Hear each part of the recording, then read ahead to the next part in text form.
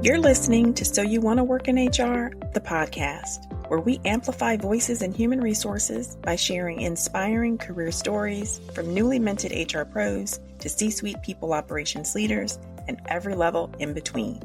We chat with guests from all functions within HR, including employee and labor relations, talent acquisition, data analytics, HR tech, and those in the diversity, equity, and inclusion space. If you've ever considered starting your own practice, we also chat with independent HR consultants who took a leap of faith to do HR their way on their terms. We discuss a variety of topics such as how they got their big break in HR, challenges they encountered through their career journey, and major keys for career success.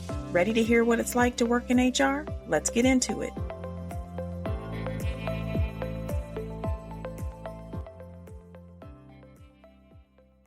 Dennisse, thank you so much for joining the show. I am so excited to have you and to have this conversation with you. Thanks for having me, Ricklin. I'm looking forward to it.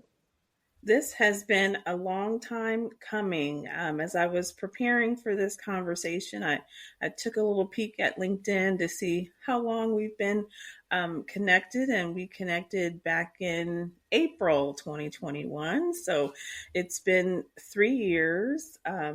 It's about 3 years since we first connected. And it is amazing to me how many genuine connections and relationships you can make on LinkedIn. Some people don't realize the true power of LinkedIn as a platform and professional and social network. But I think you and I are perfect examples of how it can work. I agree. Can't believe it's already been 3 years. It feels longer than 3 years. It does. It does. And for those who follow me on LinkedIn, you probably know that sometimes I'm more active than others. And Dennisse is one who has frequently reached out just to make sure things were good if she didn't see me in her feed. So I always appreciate seeing her pop up in mine or in my DMs, just checking to see how I'm doing. So this conversation is going to be like two old friends catching up. And I think there'll be a lot for listeners to take away from this conversation with another HR pro. So let's go ahead and get into it. All right. So Dennisse, I typically start every conversation with a question about how you got into HR. So we all have very unique HR stories and how we broke into the profession. So I would love to hear what your journey was like. Yeah, that's always a great question. I landed in HR on accident completely. It was not in my purview at all. It was about almost 16 years ago, and I had been doing a lot of retail customer service type of roles, and was really looking for something with more of a stable schedule, more office type work. And I was working through a temp agency at the time, and they had a two week assignment to do clerical work. So filing, typing, answering phones, taking messages, that type of thing. But it was as an HR assistant. And so, well, okay, it fits what I can do and do well. So I took it. And then they kept extending the assignment. It was like 2 weeks. Oh, can you stay for 2 months? And then eventually they ended up hiring me as a regular employee. And part of that was my manager at the time, I think, saw that my skill set would work well within that space, and she took me under her wing and started mentoring me and teaching me everything about HR. So that's how I ended up in it all these years later. Yeah. That is so awesome. Thank you for sharing that. I meet a lot of people who got into HR by accident, like you mentioned. But what I love about your story is that you took this 2-week temp assignment. Were you already working when you took that assignment? Gosh, it was so long ago. I don't think so. I think it was more, I was in a transition because I had just moved to a new area.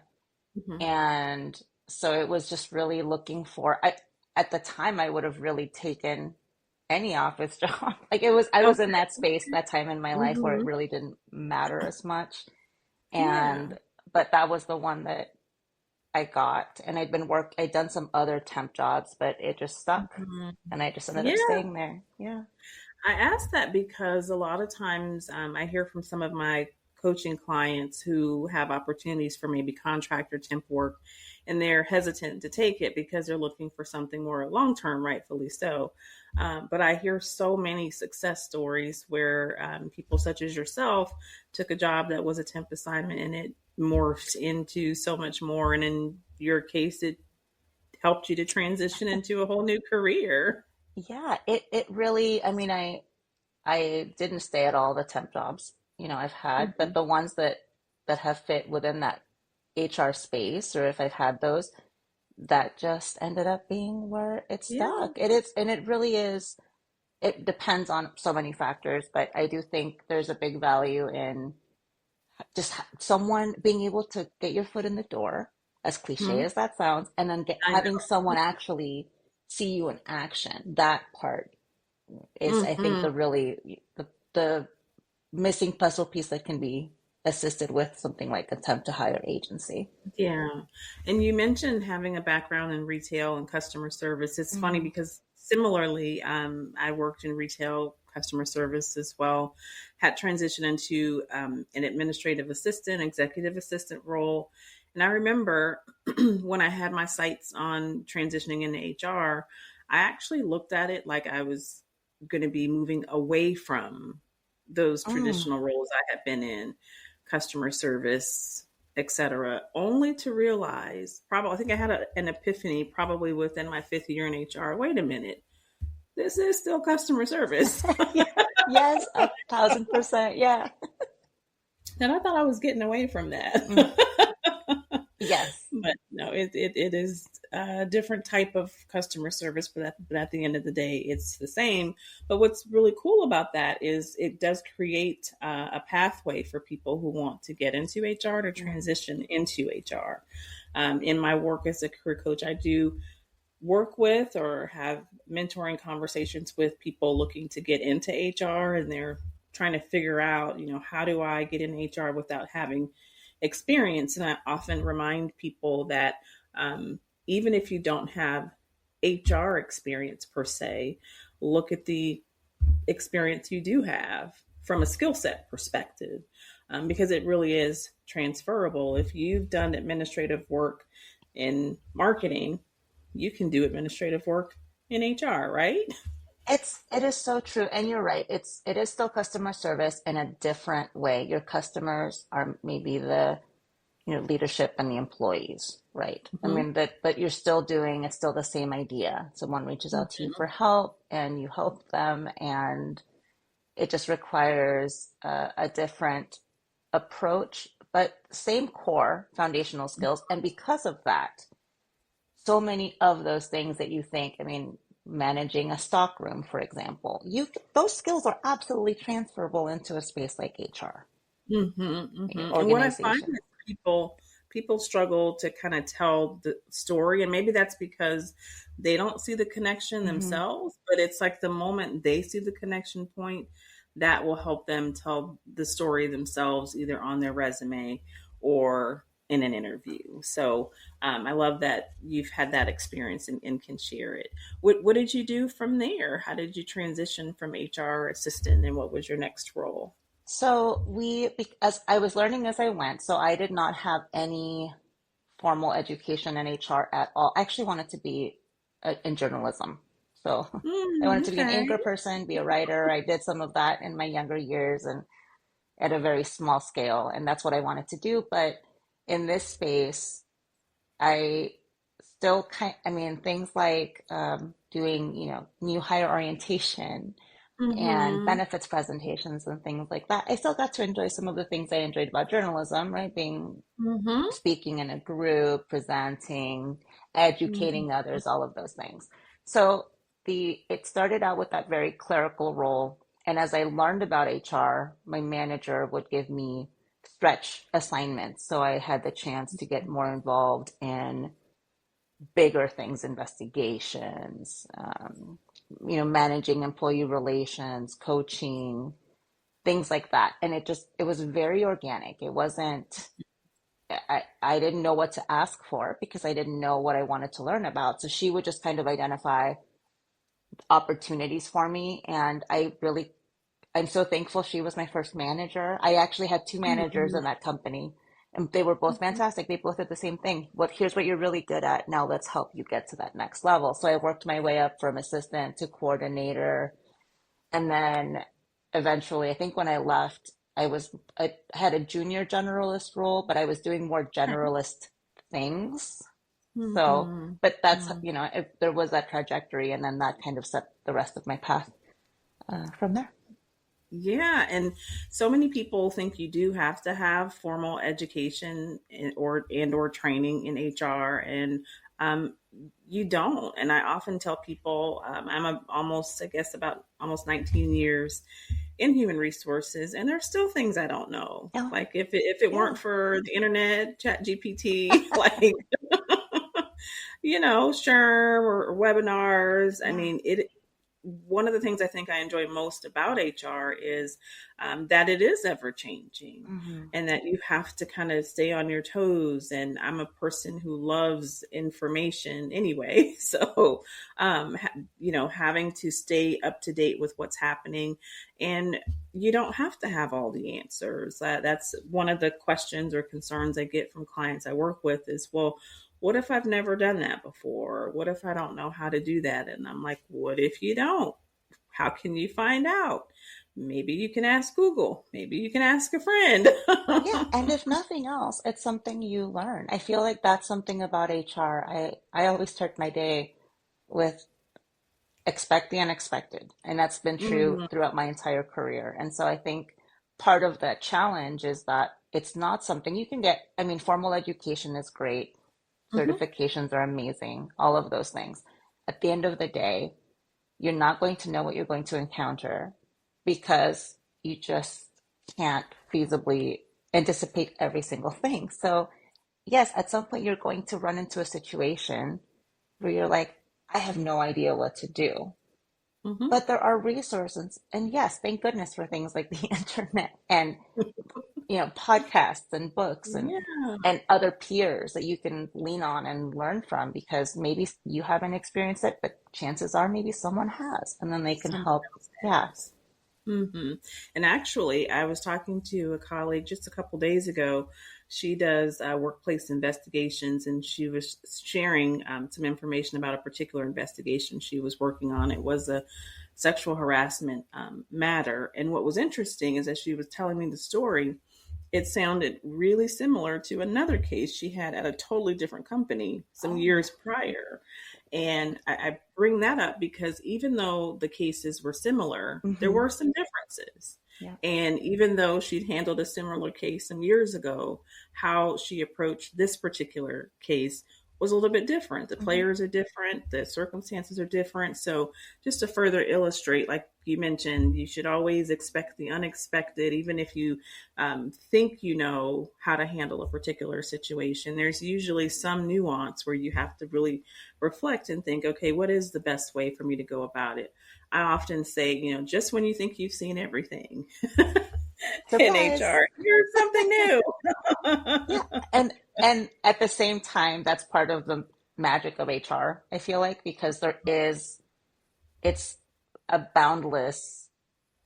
I mean, you can just learn so much. There are no Yes. boundaries. There are no bounds. You're just gonna keep learning as you go. The important thing is being able and willing to be flexible at any given moment. Yes.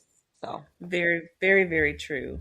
One of the reasons I think that you and I have connected and have stayed connected is because we do have some things in common. And there was one day, I can't think back to when, but you made a post on LinkedIn about being an introvert in HR. yeah, And when I saw that, I thought, oh, I feel so seen right now I love it. because I too am an introvert. So and a lot of times people think that to be in HR, you have to be an extrovert. And I've even had people ask me, like, how are you in a people profession when you don't necessarily love people quite Yeah. like that? Boy, what a has, question. has that been your experience? Yes, absolutely. I think we are introverts living in a world that heavily favors extroversion. Mm-hmm. People don't necessarily understand fully what that means. I feel like as introverts, we're able to feel that more, but and understand more of the misconceptions, which I'm sure we'll touch on. But I get that question a lot. And I think there was actually a post on LinkedIn not too long ago where the question, it was one of those collaborative, collaborate, I can't pronounce words today. It was one of those articles where they asked people to, join in.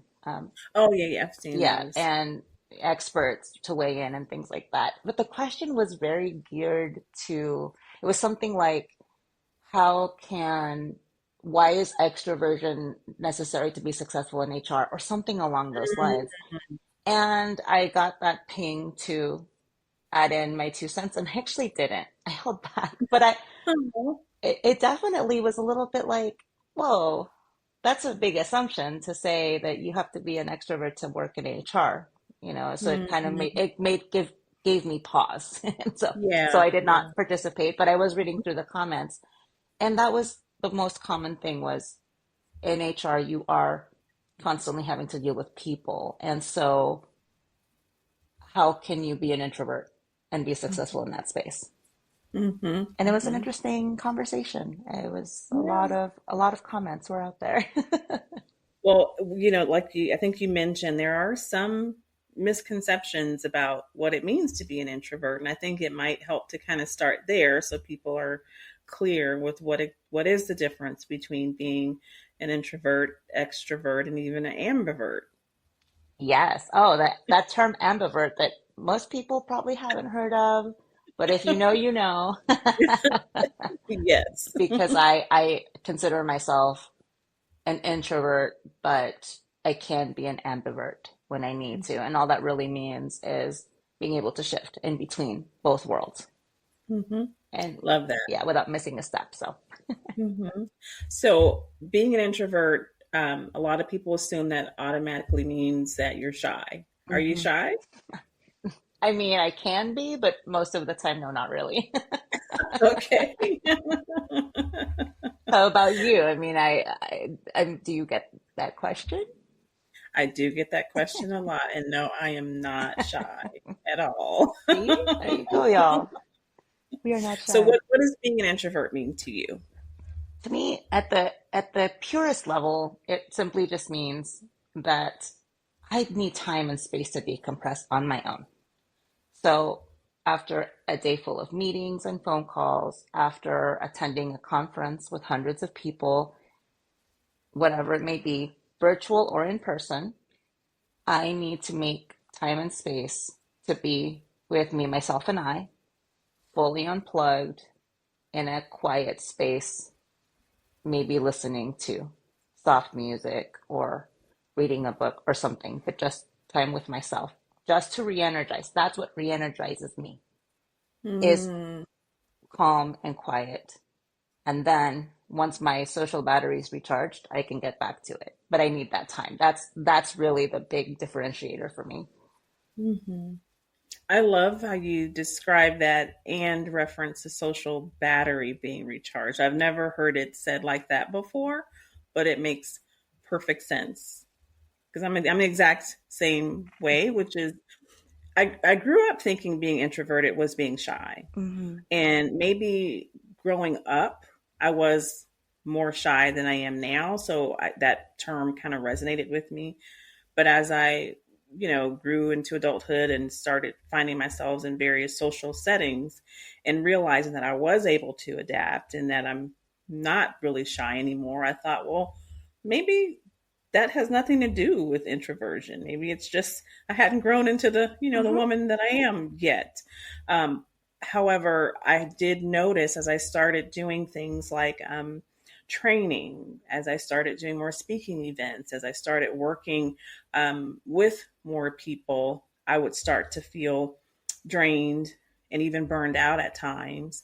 And I think sometimes HR burnout that people experience could be related to the fact that people are not clear on what they need to recharge Mm-hmm. and they're not intentional about it. So once I made the connection between being an introvert and the work that I do in HR, and I learned how to take the time that I need, like you mentioned, to recharge, I get less burned out by the work because I'm very intentional about taking the time that I need for myself. Yeah, I love that. And you're right. And I think burnout is another hot topic that is happening a lot in the HR space because of the nature of the work.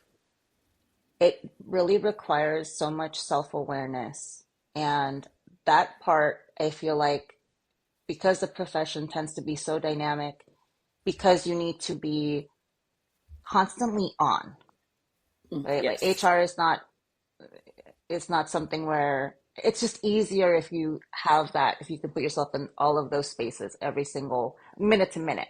And so I think that ultimately people can get burned out because, to your point, they don't know to stop and pause. Mm-hmm. But they may not know that they need to stop and pause because they either have never heard someone tell them, hey, have Mm-hmm. you considered this? Because sometimes it's like hearing it from someone else, and it sounds like they're telling your story, and then they'll say, and this is how I was able to get through it. And you're like, oh my gosh, I had no idea. So I think it's just constantly being alert and checking in with yourself Mm-hmm. fully. What do I need? The other aspect, it's interesting. I was looking all these definitions up because every place is the introvert definition can vary, but is Mm-hmm. rooted in those similarities of shyness, quietness. But one of the, I can't remember, I think it was on dictionary.com maybe. Um, it said something about, that we are introspective, so we also look inward.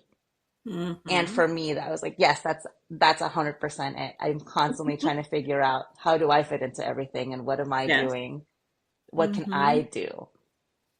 But that's because I've developed that self-awareness. So I would Mm-hmm. say to anyone out there who is feeling like they're on a hamster wheel and they're not really sure, I Mm-hmm. highly encourage you to stop and pause and check in with yourself and give yourself that space and see if maybe it is something like this. Because I didn't know I was an introvert. I had no idea. That's something I learned in recent years. And then Mm-hmm. everything makes sense. So It check in started with to make yourself. sense. Right. Yeah. Yeah, I love that advice as well. And I think for some of my growth as a individual, as an HR leader, has come with understanding um, that I am an introvert. And what I've learned how to do over the years is advocate for myself and for what I need. I'm currently working as a director of people and culture, and I work with a very extroverted CEO. He can be in meetings all day Mm-hmm. and he gets totally jazzed up by that. I don't. Yeah. And so over time, I didn't do this right away, but after working with him for a few months, I started slowly advocating for time and space, Mm. time to process, because he's an idea generator and he can go go go, and all good work that we're doing in those meetings. But I realized that at the end of the day, I would feel completely exhausted. And in fact, I came across something that was posted on, actually, I think it was posted in your LinkedIn group, which we'll talk about HR for introverts and ambiverts too, which you actually have over 180 members, I which is know. super duper impressive. So exciting. Thank you. But what I came across, there was I guess I'll call it a screenshot of 5 ways to create psychologically safe meetings for introverts. And I think you probably have seen that. I got to put my glasses on because I cannot see this. um, Here are 5 things that it lists: distribute meeting agendas and topics, materials in advance. Create airspace for introverts to ask and answer questions. Don't force a public response. This is very, very important to me. Because of my role at a director level, I'm expected to have all these thoughts and ideas about things on the spot. What do you think about this, Ricklin? Well, I don't know because I've got to process it. And Yeah. so Yep. if people don't know that about me, they take that to be either I don't know or I'm not engaged, or there's this aloofness that people perceive, but it's not that. I really need to process, and I'm very I don't react, I respond in most cases, but I need time to think to be able to do that. Avoid impromptu meetings. I do not like impromptu meetings. And last but certainly not least, hold shorter meetings. Introverts tend to become emotionally fatigued before they become intellectually fatigued. I actually sent this to him this morning. Oh man, yeah. Oh, so many things there. Yeah. I think, first of all, thank you for being in that group. I hope to see more activity in there as the group continues to grow. But yes to all of those. I think the that's another reason why developing the self-awareness and then, like you said, advocating for yourself is so important because yes, absolutely. If somebody sees you not speaking up, this is the other thing. We as a society, right, tend to really favor the loudest voices in the room, the people who are constantly speaking. And it's wonderful. I think at the same time, we also need to give space for people because I'm the same way.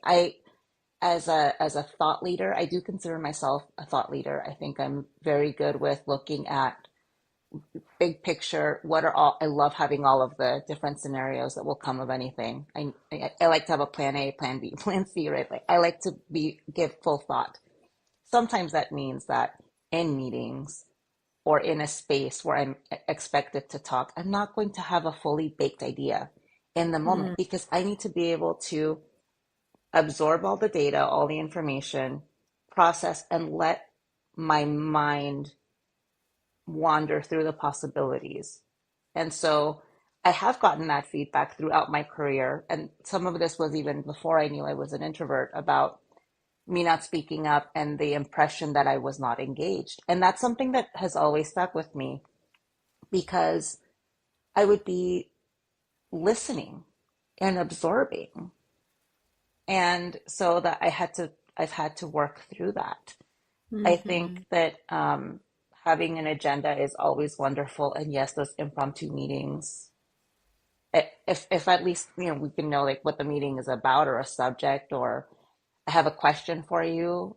If you tell me what the question is so that I can start either looking, I might know, just Mhm. based on Mhm. what the topic, what your Yeah. question is. So I like to have all of those things because I just like to be able to give a full answer.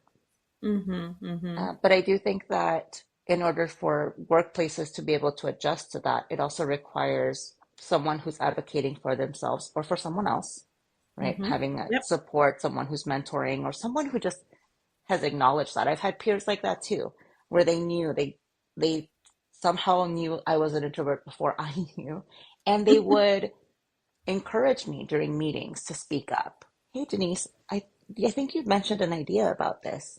In passing, Mm. can you share that with that group? Thank you for seeing me and Yeah. helping encourage me raise my voice. But it really is, it just can be very daunting sometimes Mhm. to Mhm. feel that pressure of I need to come up with a full idea right now. Yes. Let me think Yeah. about it. Mhm. And we actually, I'll say this before I go to my next point. Just another illustration of this. We were in a meeting to talk about one topic. It was the agenda was set. Everybody was there with the focus on the particular topic, and then we finished early. And the CEO said, "Well, since we've got time left, like let's talk." Oh, like I'm not prepared to talk about the other thing. Like, why can't we just end the meeting early? as opposed to talking about the other thing. And I actually felt a little bit of, and I use this term carefully, but I felt anxious. It caused me to feel a little bit of anxiety because I was not prepared. I hadn't had time to think about it. And Yeah. so I do understand that that is directly tied to the way I process information, the way I prepare information. When I have a speaking event, I typically don't do anything else the day Mm, of because I have to go within. I've got to really, really prepare mentally and emotionally. Even if it's for just a 15-minute talk, it takes so much out of me that I have to really, really get into a zone to be able to turn the switch on to show up a mhm. certain way. So I love that we're having this conversation because I feel like we don't have it enough. I, yes, I agree. It needs to be, I am seeing it more. This is one of the things I love though. In this journey of identifying as an HR introvert, meeting, learning that you were also an HR introvert, seeing people joining the group, to me, that just indicates there's been a need for that. And now, over the last probably 6 to 12 months, I've met some other amazing introverts through LinkedIn, which, I mean, that feels counterintuitive because you go, oh, but Yeah. you're an introvert, but you're meeting all these, making all these connections, which is, yes, we do that. We very much like to talk to people. It just depends on the space and time and all of that. But seeing more and more people leaning into that and Mm, acknowledging and going, you know what, I'm an introvert. This is what I need. This is what and then this is what like we're seeing our introverts in any profession need, right? Because it's mhm. not just HR, it's everywhere. Right. And I think that just seeing people talk about it is like it really makes my heart happy because Yeah. then other people feel empowered to share their story and then it just Mhm. feels less lonely. You're Yes, not the only yes. one dealing with it. You can, Mhm. lean in for support and someone Mhm. else can listen to your story and understand where you're coming from. And I Mhm. feel like in general, we still need that. We need more of that in Mhm. this world. So, And the support is so important because I do think, especially if you're around a lot of people who identify as extroverted, you can, if not careful, think something is wrong with you. Or yep. even question, should I be in HR or should I be in whatever profession it might be? Because I don't necessarily see representation um, of others who are like me Mm, in this way. So I think that's another reason why the support and more conversations about it is really really helpful. What would you say? And in no way am I saying or are we suggesting that extroverts aren't wonderful in HR. yeah, Absolutely, there's a place for all of us in human agreed. resources. Yes. I do think it's helpful, though, for those who are introverted to really understand the value that they bring with their style to the world of HR. I saw a quote somewhere, not sure where I picked it up from, but it said, a good leader is someone who is a deep thinker, Mm, a listener, and has empathy. And mhm, so I do think one of the things that make introverts a wonderful asset to an organization and in HR specifically is our ability to think deeply, our ability to be good listeners, our ability to uphold confidentiality. We're probably not talking too much about things that we shouldn't be talking about. yeah. Are there any other skills or strengths that you believe that an introvert brings to the table? Yeah. I would say the fact that we know we're introverts and I speak for myself, but I feel like this is probably a common, I would be surprised if it's not more common that people feel this way. Because I'm an introvert, I'm able to pay attention to see if somebody maybe has an idea and they're a little hesitant to share Mm-hmm. it, bring them Mm-hmm. out a little bit, sometimes just making that connection. They see you taking Mm-hmm. action, they feel more compelled to take action as well. So I think it just Mhm. helps me understand different perspectives. And I don't see someone, for example, in a meeting who may be quiet. I don't see them as disengaged. That's not my perception. Now, there's a difference, right? If Mhm. you see someone like on their phone like this, and it's clear that's totally separate conversation. But just the idea of them sitting there listening, I can tell they're engaged. I don't have to, Mhm. I'm not going to walk away feeling like they weren't paying attention. And so I think it gives a different perspective. So we are maybe more able and willing to bring more people into the conversation. Yeah. I think that we also can be amazing leaders. That's another misconception. I feel like that introverts can't be good people leaders because of all of those things that you've Mhm. mentioned. But I actually Mhm. think that we do lead with empathy, Mhm. and we like to understand things more completely. We Mhm. may not be as swift to act on something, but chances are that if we do act on something, it's going to be really well thought out, Mhm. right? So Mhm. all of those different things, quickness, being able to do something quickly doesn't necessarily mean it's going to be done well. That's good. So it might be more complete. So those types of skills, I feel like introversion really can help elevate a team Mhm. or a group or a company. That's really good. My current role, I do lead a small team of, I think there's 6 now. The team has grown to, and every person on the team, like in any team environment, they're different. We have a very diverse team. And when I was hired into the role, I was told that I probably need to make some changes. Maybe we didn't have the right people on the bus because I inherited this team. But I was actually being asked to make a quick decision about people that I had just met. And that stirred up really uncomfortable feelings for me because, to your point, I felt like I didn't have enough information to make a decision. I mean, yes, I had information that someone else was sharing with me, but that wasn't my experience, that was their experience. And so Right. I'm very happy to report I've been in the role like 6 months or so, and I haven't parted ways with anybody on the team because once I took the time to get to know them and their unique contributions and really um, honed in on that, Mm-hmm.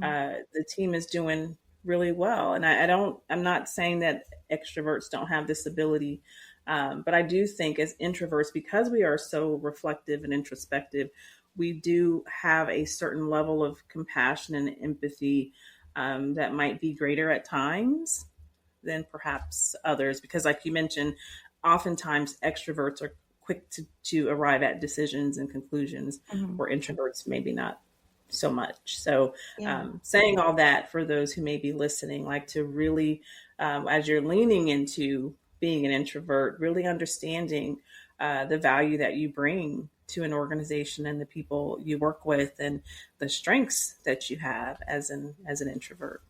Yeah. And I would also add that it's really important. So one, for us to celebrate ourselves.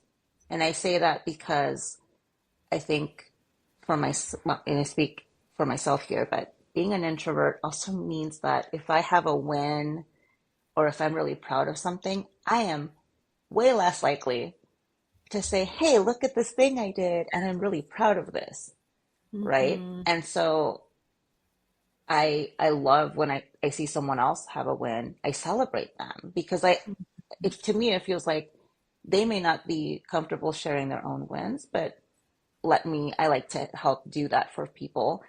And then at the same time, it feels very, um, that maybe we do get a little shy in that sense, but Yeah. I think that the importance is that we understand the value that we bring. And if all it is you write it down in a journal, you put it on a sticky note on your computer, you may not be hearing it from other people. You may not Mm-hmm. get the external feedback, but evaluate yourself as an introvert. Think about all of those skills that you bring that maybe are not in the spotlight. And Mm-hmm. if you feel comfortable sharing them, great, advocate for yourself. And if you don't, at least you have them in a space where you can refer back and remind yourself of your greatness. And that's superpower because Hmm. you may not hear it from other people.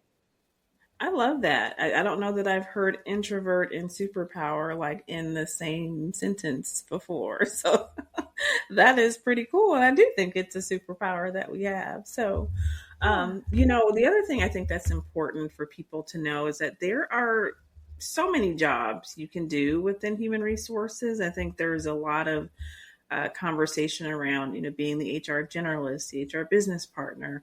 And in large part, those roles are going to involve dealing heavily with people, even through that customer service lens.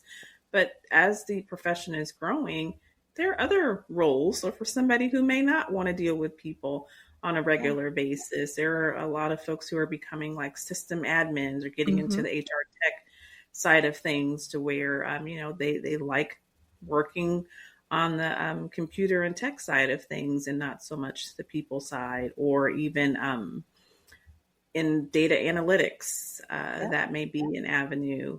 When you mentioned your interest in journalism, I even thought about HR communication. Mm-hmm. Like their larger companies usually make that type of investment, but employer branding, employer marketing, like there are so many things within HR. I think that a lot of those other roles don't get a lot of attention. Benefits, payroll. We have a payroll person on our team who does not really interact with people much because she's just making sure, not minimizing it, it's a very important job, making sure Right. that people get paid. But there Yeah. are so many things that you could do in HR that actually you may not have to deal with very many people at all if that's your preference. Yeah, absolutely. And I think that that's another space where I say that there are very few things that happen that are made to happen by someone on their own. There's usually, generally speaking, some kind of team effort, which is another reason that I think it's so important because of those folks in HR tech, because of the folks who run payroll, people who do the data analytics. They're all behind the scenes. They're less likely to be front and center presenting, training, coaching, whatever it may be. But they're doing something that isn't visible, and it's another reason to help elevate them and celebrate them because Mhm. again, you it's more common for those folks to be left kind of in the shadows a little bit, but the Yeah, work that they do is still really important. So I think making very sure important.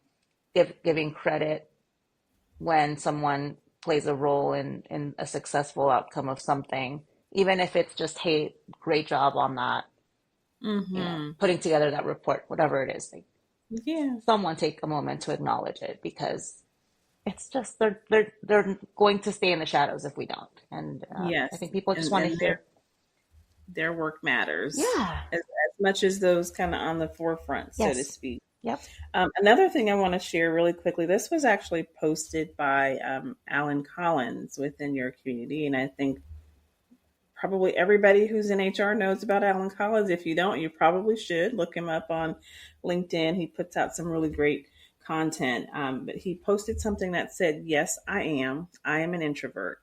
I'm not shy. I'm a noticer. I am a thinker. I am an observer. I'm not stuck up. I'm not antisocial. I treasure my solitude. I'm not a fan of small talk. I prefer a few close friends. I am reserved until I'm not. I appreciate true connection. If we connect, you matter to me. yeah. You matter to me, Dennisse." Ah, Brooklyn, you matter to me too. Yeah, I love his posts. Yes, very, very, very informative and always timely.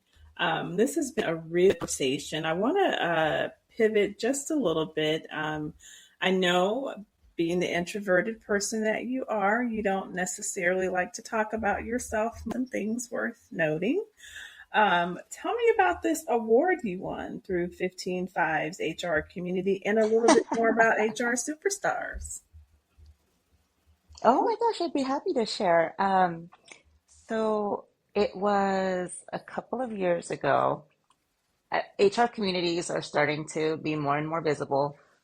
15.5 is a product that I use, and I learned about this community called HR Superstars. And I remember getting an email. So I would they do a lot of webinars, and they do like ebooks. 15.5 is a fantastic product if you're familiar, and I'll make sure I share the link for the HR Superstars as Mhm. well. So they do a lot of webinars with a lot of trainings. There was this up and coming community for HR.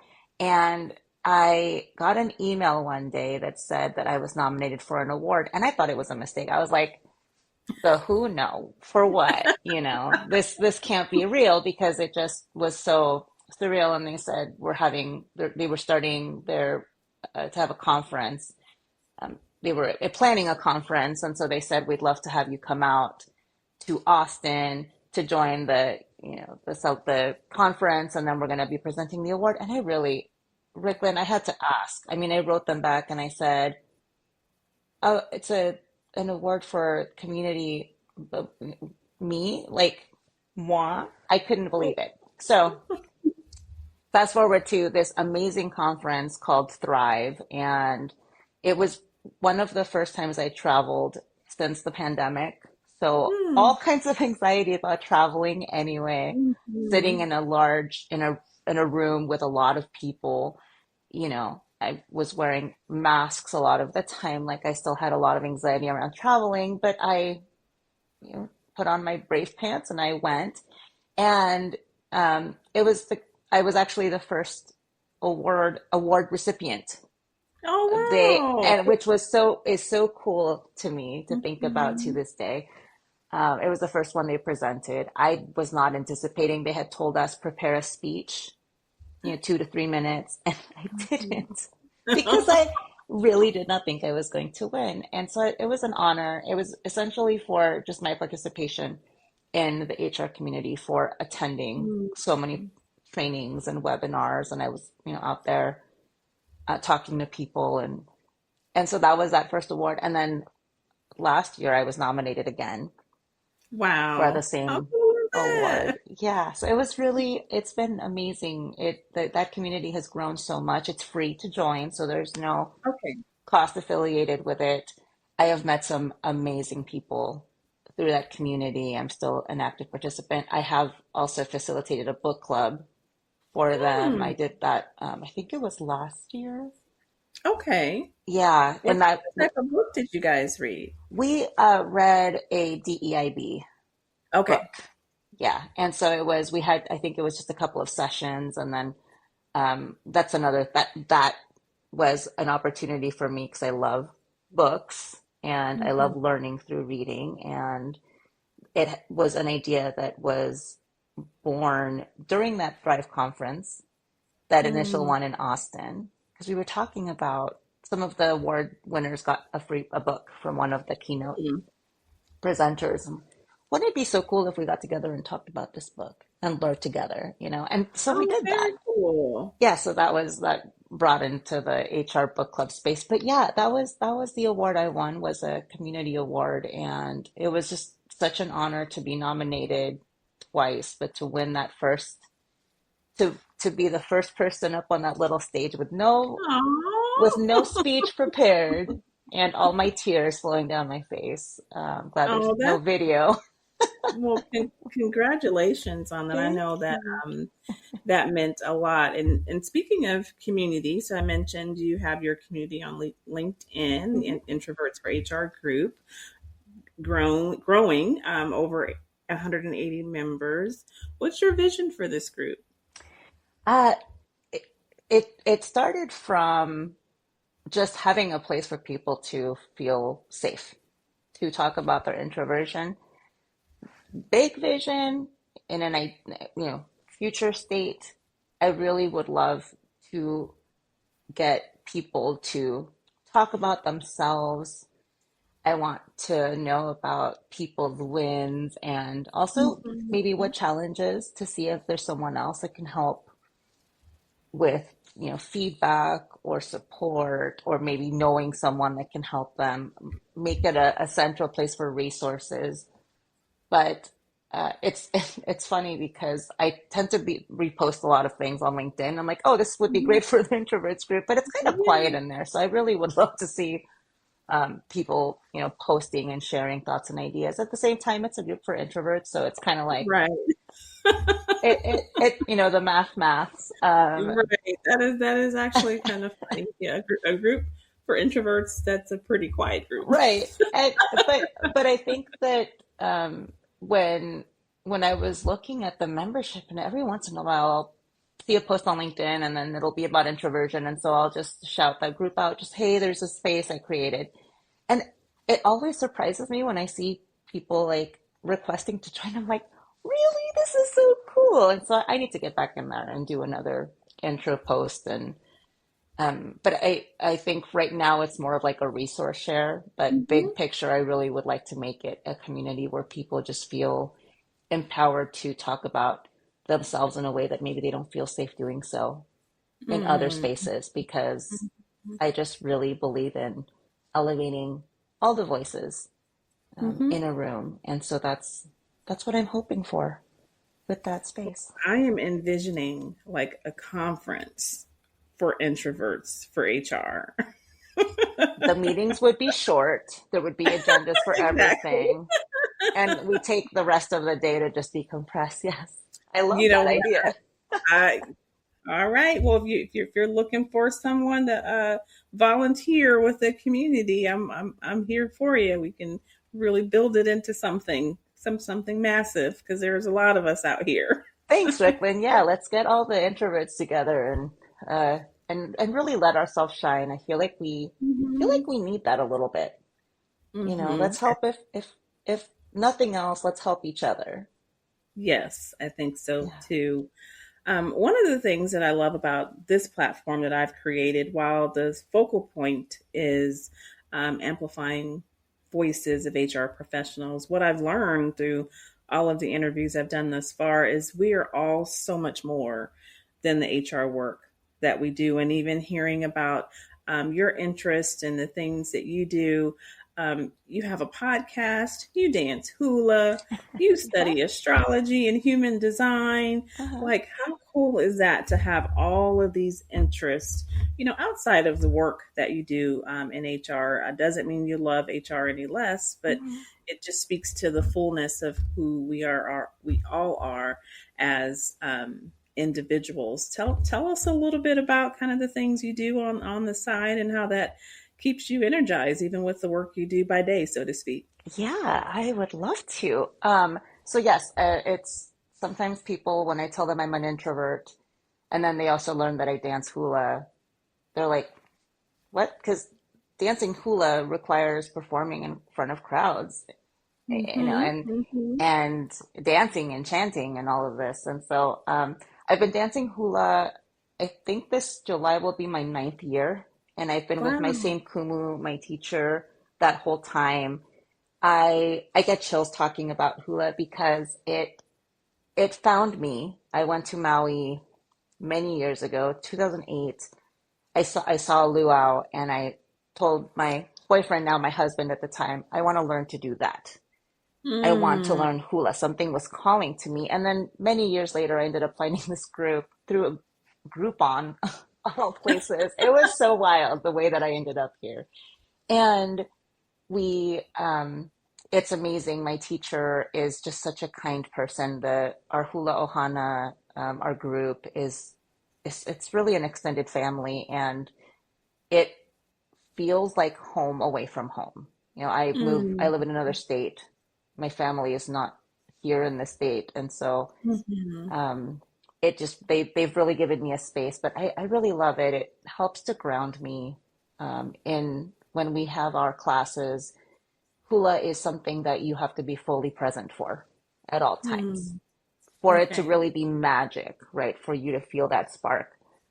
So everything else, work, personal life, any stressors or worries I have to be kept outside. So I love it for Mhm. that reason, because it gives me that focus, and then we get to perform and see people's Mm. reactions and see their smiles, and it we've performed at local events Sometimes we do like recitals each year. And that moment when you get to see Oh. people enjoying it, that's like the best gift ever. So that takes up a lot of my time outside of work and everything else. I also did start a podcast, which I need to record some episodes. It's kind of been a long time, but it's called Pan Dulce with Denise, and Mm. I wanted to What does on. that mean? So pan dulce is sweet bread. It's Oh, Mexican pastries. okay. It's sweet bread in other countries, but that's why I did it. I'm Mexican. I'm an immigrant. I want to really honor my own roots and go back Hmm. to, honoring my ancestors, and so I came up with that name because I'm like, what is it? What is something that brings fond memories? Well, having pan dulce with my family, eating the Oh. sweet bread and having the coffee. And so I really wanted to make it a space of just sharing story, talking story. Um, the first episodes were asking a question on one of my social medias and then sharing those answers Mm-hmm. anonymously Mm-hmm. and Mm-hmm. realizing, making connection, right? Making people feel less alone. The more I say that out loud, the more I realize I think that really is one of my biggest purposes in this life is making connection or helping people make Mm-hmm. connection. Because that was what was the purpose of the podcast. And then those are the, two big things. I have my introverts group, which again, I really wanted to make a resource for folks. And then outside of that, I like to just hang out. I'm a pretty chill person. I love to read and listen to audiobooks, listen to podcasts, Mm-hmm. um, hang out with my husband and my dog at home on Oh, the weekends. Yeah, so just keeping it easy. But um, all of these other things you mentioned, like astrology, human design, I feel like I'm just trying to make sense of everything and the yeah. why. I love to know the why behind things. So, I think that ties to that kind of purpose around connection too, because yeah. Hmm. everything that you have your hands in, it seems like the central point is connection, whether it's connecting people, connecting the dots, connecting things so that they make sense. I think that is super cool. Yeah, it really, I mean, yes, I'd agree. Like hula is about connection. We dance as one. That is a Hmm. really key component. Yeah, just connection. We live in an age where we have access to so much information. Hmm. And somewhere in there, our humanity gets lost in everything. And we look at people as what they do, where they work, where they went to school, if they didn't go to school, right? We look at very fragmented aspects of folks. And Mm-hmm. but we forget that they're also whole humans with Mm-hmm. dreams and aspirations and um, challenges and complexities. And to me, that's the other part that I really value and that in anything I do, I really want to always remember the humanity of people because that part I feel like is just really lacking as a whole in the global aspect. And so that's, being in HR, I feel like I we're getting away. I'm seeing the shift from Hmm. just transactional to what's big picture, what's the Yeah. human aspect, and I'm really happy to see that shift in this space. So yeah, connection, humanity, like we got to keep each other in check, but also uplift each other too. Oh, I love that, and that is a perfect way to round out this interview. Two things before I let you go.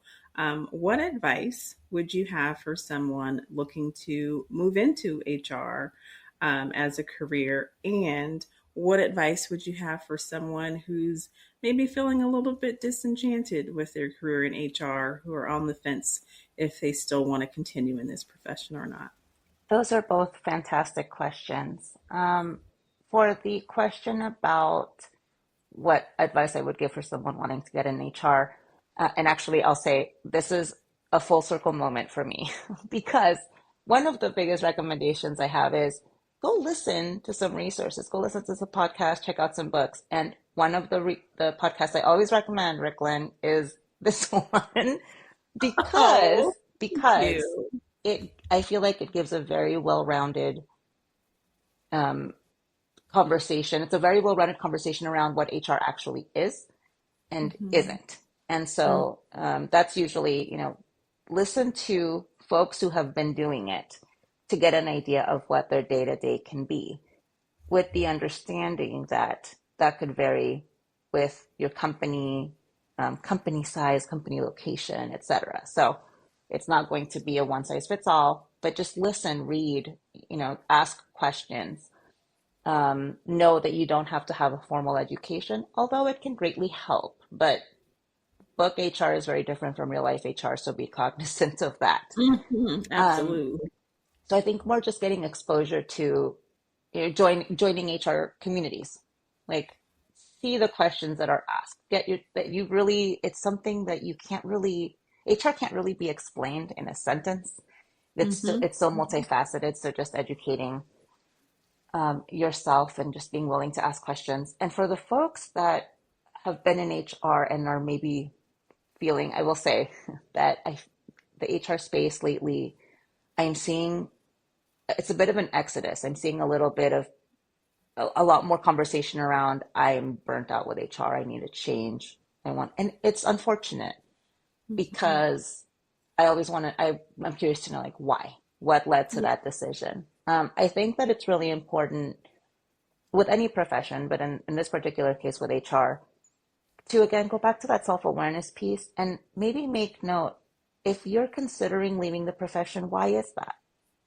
What is Mhm. it? Is it that you're burned out? Is it that you're not getting support? Is it that you feel like you're just, it's just no longer what you enjoy?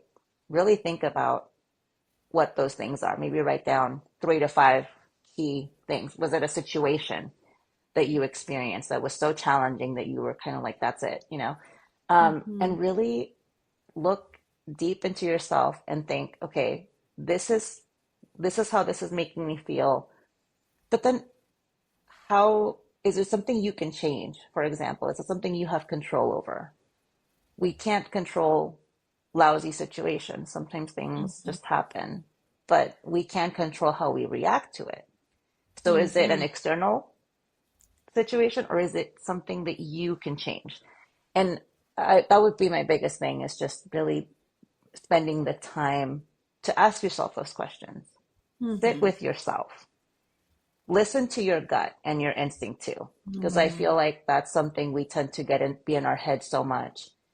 But Yeah. if your gut is also screaming at you, I need out of HR, then maybe it really is you're meant for something else.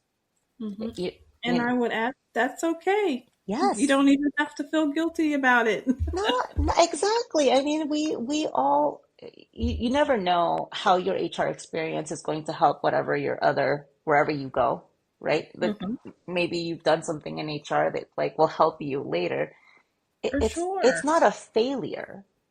People Mhm. change, people grow, you Mhm. shift. That's totally okay. And Mhm. so much of the skills you've accumulated in HR, you can transfer elsewhere. So you're not, don't put yourself in that box.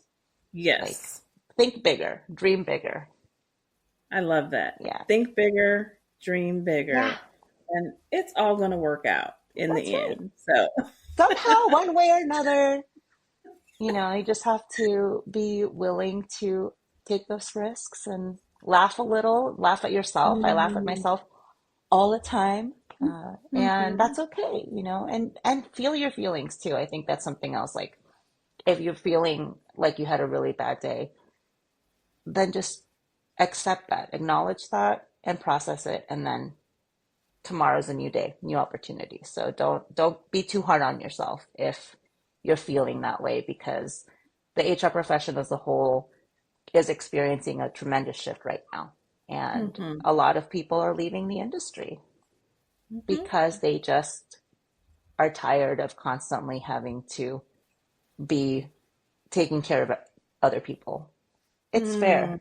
It is a big, it does require a lot of energy. So, and that's okay.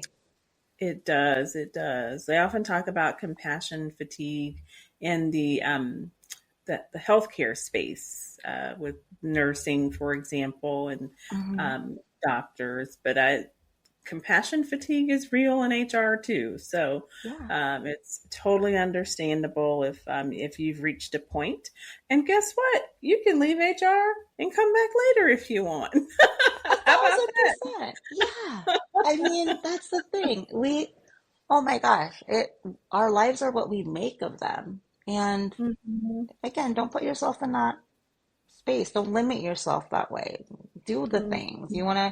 You start a podcast, start a podcast. Like if you wait for everything to be perfect, it's you're going to be waiting a long time. You'll Just be do it. waiting. Yeah. Yes. So thank you so much, Dennisse, and make sure you all request to join HR for introverts and ambiverts too, if that applies to you, and connect with Dennisse on LinkedIn. Any other platforms that they could connect with you on? LinkedIn I use it really frequently, so that will probably be the best resource. You're welcome to send me a message, you send me a connection request.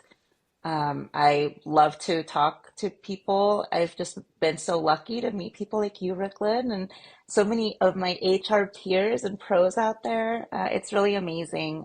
But I'm out there, so find me. Let's talk, let's connect, and yeah, let me know how I can help elevate you and empower you. Oh, thank you so much, Dennisse. It's been such a pleasure. Thank you, Ricklin. I appreciate it.